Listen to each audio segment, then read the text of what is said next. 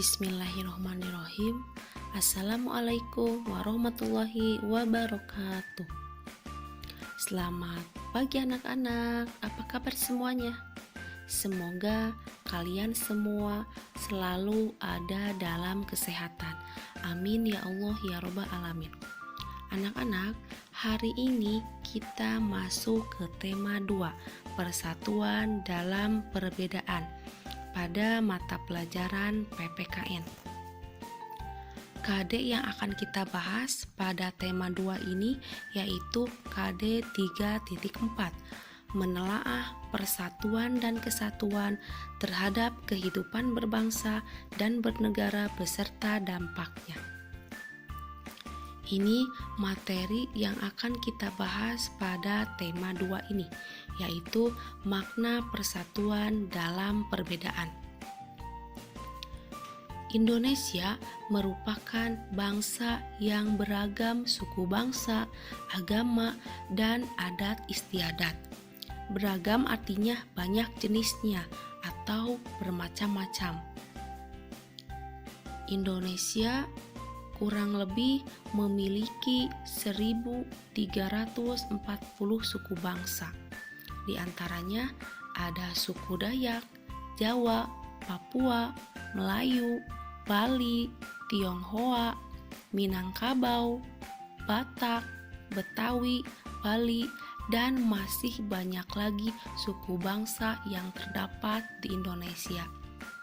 Kemudian Indonesia juga memiliki 6 agama yang diakui. Di antaranya ada Katolik, Kristen, Islam, Hindu, Buddha, dan Konghucu.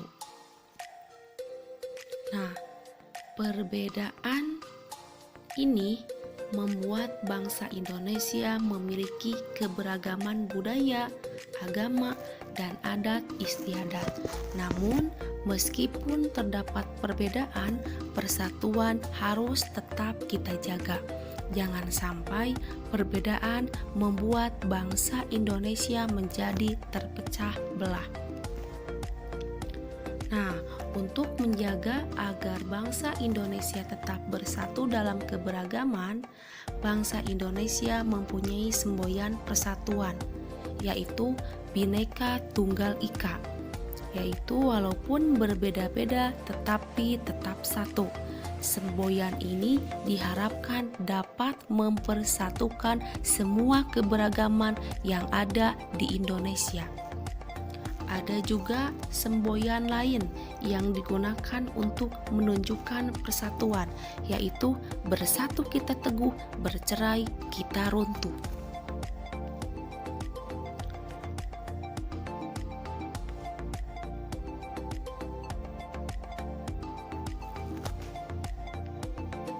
Perbedaan tersebut adalah kekayaan bangsa kita untuk menjaga semangat persatuan dalam perbedaan. Kita perlu hidup rukun, ya, atau hidup bersatu.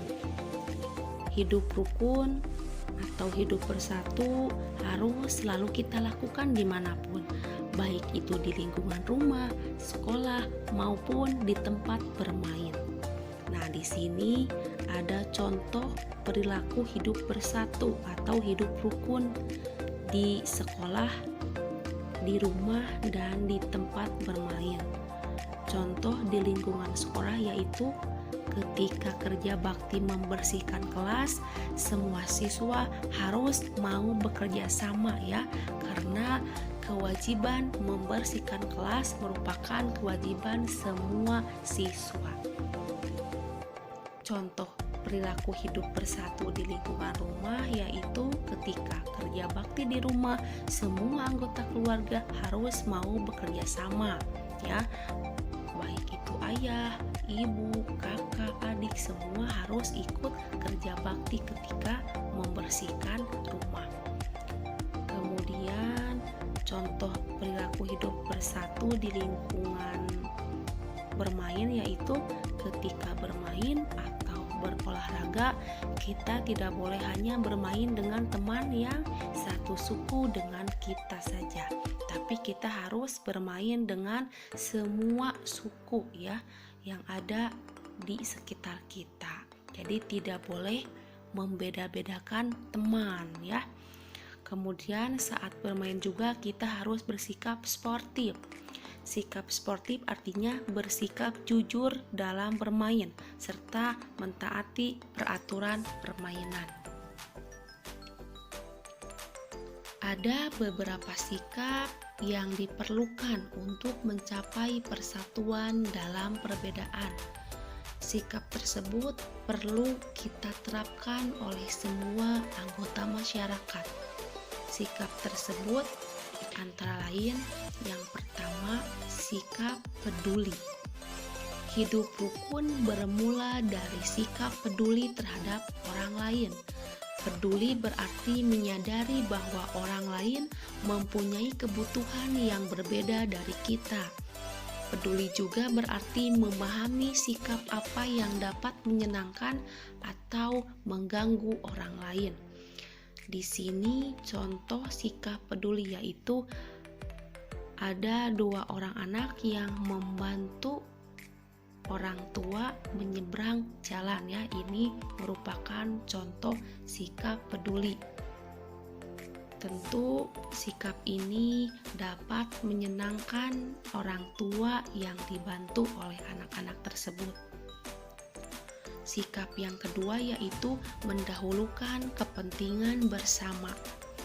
Sebagai bagian dari masyarakat yang beragam, kita perlu mendahulukan kepentingan bersama di atas kepentingan pribadi atau golongan.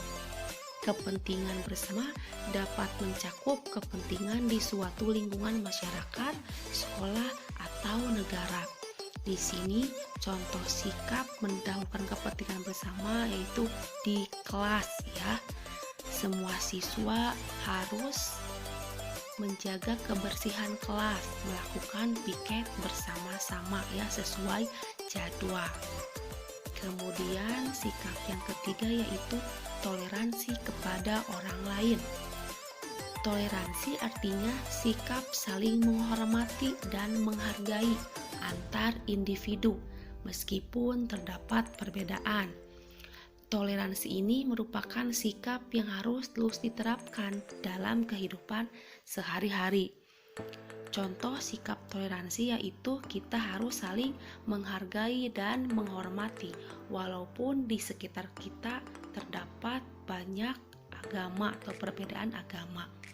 Kemudian contoh lain, kita harus saling menghormati dan menghargai walaupun di sekitar kita terdapat perbedaan suku bangsa. Nah, ketika sikap ini kita lakukan di lingkungan masyarakat, maka akan menciptakan hidup rukun ya. Nah, manfaat hidup rukun diantaranya yang pertama menciptakan kedamaian. Kemudian yang kedua hidup menjadi aman, nyaman, dan tentram. Manfaat yang ketiga terhindar dari perselisihan karena kita hidup rukun ya. Yang keempat dapat saling membantu ketika mengalami kesusahan. Dan yang terakhir mempererat persatuan dan kesatuan bangsa. Inilah manfaat hidup rukun. Selanjutnya, nilai-nilai persatuan dalam perbedaan di lingkungan sekolah. Di sini ada contoh kegiatan persatuan dalam perbedaan di sekolah. Di antaranya membantu teman yang kesulitan memahami materi pelajaran. Nah, apabila kalian sudah memahami materi pelajaran, kemudian ada teman kalian yang kesulitan memahami materi pelajaran, sebaiknya kalian membantu teman tersebut ya. Kemudian melakukan piket kelas bersama-sama. Kewajiban membersihkan kelas yaitu kewajiban semua siswa. Kalian harus melakukan piket kelas bersama-sama ya. Kemudian bermain bersama pada jam istirahat tanpa membeda-bedakan. Dan yang terakhir, mengumpulkan sumbangan untuk teman yang terkena musibah. Apabila teman kalian ada yang terkena musibah, kalian sebaiknya harus membantu teman kalian tersebut dengan cara mengumpulkan sumbangan semampunya atau seikhlasnya. Nah, manfaat yang akan diperoleh ketika kita menerapkan nilai persatuan dan perbedaan di sekolah, yaitu dapat saling membantu jika ada pelajaran yang tidak dimengerti. Kemudian suasana di kelas menjadi nyaman. Persahabatan semakin erat. Inilah manfaat menerapkan nilai persatuan dalam perbedaan di sekolah. Satu lagi, membangun kekompakan ketika berolahraga. Selanjutnya, nilai-nilai persatuan dalam perbedaan di lingkungan masyarakat. Contoh kegiatannya antara lain membantu korban bencana alam tanpa melihat latar belakang mereka. Kemudian mempersilahkan orang lain untuk beribadah sesuai agamanya masing-masing. Dan yang ketiga, membantu tetangga yang kesusahan meskipun berbeda suku atau agama. Manfaat yang akan kita peroleh ketika kita menerapkan persatuan dalam perbedaan di lingkungan masyarakat antara lain kehidupan bermasyarakat menjadi aman, tentram, dan damai. Masalah lebih cepat terselesaikan karena semua masyarakat bersatu. Kemudian lebih banyak pendapat yang disampaikan ketika bermusyawarah. Mungkin materi hari ini dicukupkan sekian. Sekarang ada tugas latihan yang harus kalian kerjakan, yaitu kalian kerjakan soal latihan tema 2 subtema 1 ya, muatan PPKN halaman 99 di Bupena 6A. Kalau tidak cukup di Bupena, kalian boleh tulis jawabannya saja di buku tulis. Jangan lupa beri nama lengkap beserta kelasnya. Nah, terima kasih untuk pertemuan hari ini. Ibu cukupkan sekian.